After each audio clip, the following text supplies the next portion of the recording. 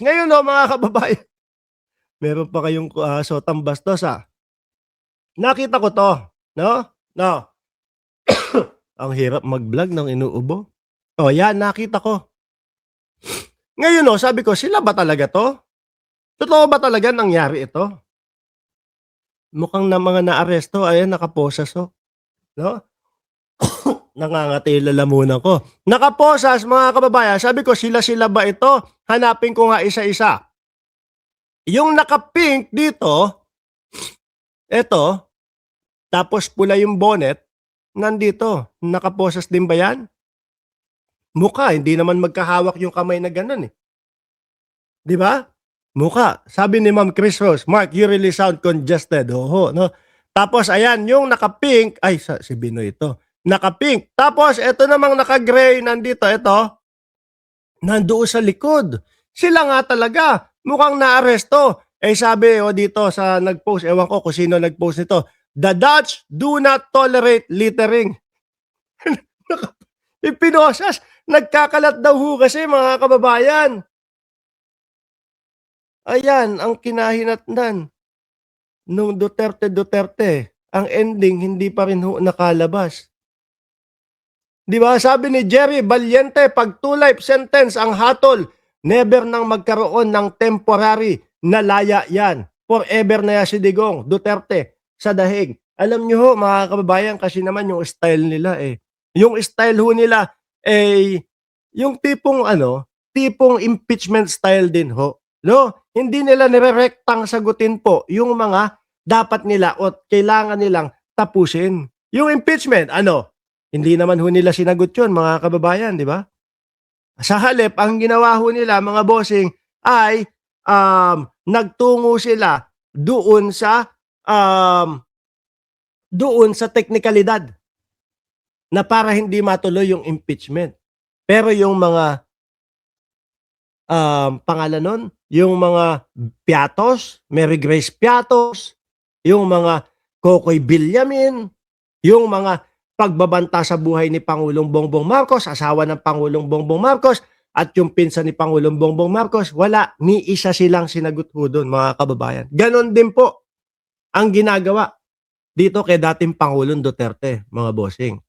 O eto mga kababayan, yung pangatlong topic natin mga boss chief sir, dito na po tayo. Dun sa kwenta ni John Vic Remulla kung magkano daw aabot yung mga ill-gotten wealth daw po ni Yusek Cabral mga bossing. Ay grabe.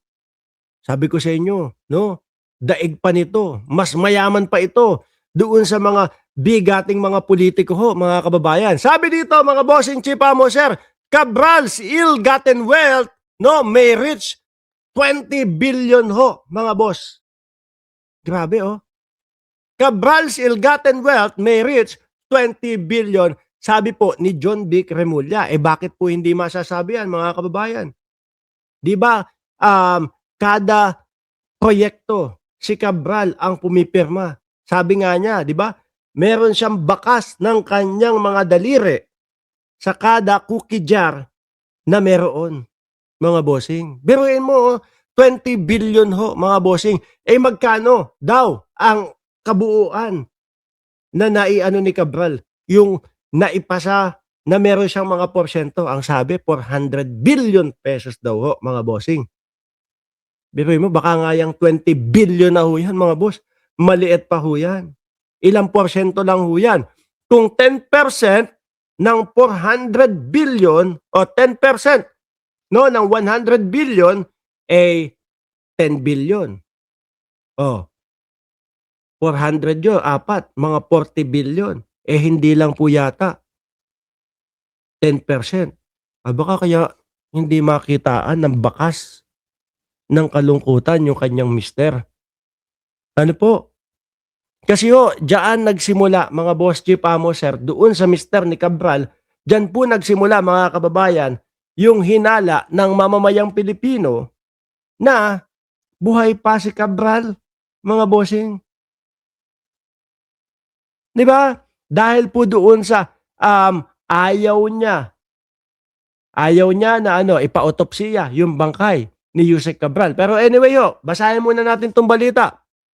Manila, Philippines, former Public Works Undersecretary Maria Catalina Cabral may have amassed 20 billion in ill-gotten wealth from anomalous flood control and other infrastructure project. Interior Secretary John Vic Remulla said yesterday, mga kababayan. Biruin nyo, etong gobyerno ho natin sa pangunguna ni Pangulong Bongbong Marcos. Kauna-unahan ho yata ito yung mga nakakapagpapasoli nung mga milyon-milyon nanakaw nakaperahan sila Henry Alcantara, sino pa ho ba? Madami pong nagsosauli, mga kababayan. Pero doon sa administrasyon ng dating Pangulong Duterte, ni isa walang napakulong o ni isa wala man lang napagsoli ho, mga kababayan. Tapos ang sabi ng mga DDS, hindi daw sila masaya sa pamumuno ni Pangulong Bongbong Marcos. Di ba? Remulla based his assessment on Cabral's stint as Undersecretary for Planning in Department of Public Works and Highway, DPWH, for nearly a decade, which makes her a key figure in the flood control scandal. My personal opinion, if she has been there for the last 8 or 9 years, I would say 20 billion. Yan lang yun. Pero yung mga nauna pa, di ba? Yung mga naunang mga ano pa ho, mga kababayan, pamamalagi ni Cabral. Kasi ilang taon na daw ho siya dyan Ilang taon na. Bernardo was in operation if you wanted it inserted in the NEP. According to the Discaya's testimony, that's what happened. The budget courses through Cabral. Lahat dumadaan sa kanya. Sabi ni Ma'am Neng Gigi dito, nagka-anxiety, na-depress si Cabral dahil sa issue ng flood control. Pero nung nagnanakaw siya, napakalaking pera. Wala siyang takot na nararamdaman dati. Ako hindi ako naniniwala doon sa sinasabing, ayaan mga ano na yan. Yung tipo bang nakonsensya na yung mga yan. Naku, hindi ako naniniwala doon. Bakit to? Kung hindi yan mga nahuli, kung hindi yan mga nabuko, mga bossing, panigurado po ako. Tuloy-tuloy lang po. Yang mga ginagawang mga pagnanakaw sa bayan, di umano. Di ba? Sabi ni Summer Gabin, kunwari, galit sila sa mga gumagamit para pantakip nila sa pogo at pangungurakot. Sabi, Merry Christmas daw, Sir Mark, watching from Japan. Sabi ni Ma'am Eva Narita. Di rin ako naniniwala na nakonsensya sila. I think her shoes were separated or separate from the body, that she really removed her shoes before jumping. So it shows that psychological pattern of a jump, suicide. Alam nyo mga bossing, merong mga nagsasabi, iba yung sapatos ni Cabral doon sa mga una-unang mga video. Iba yung sapatos, hindi naman naka-crocs, etc. etc. ho.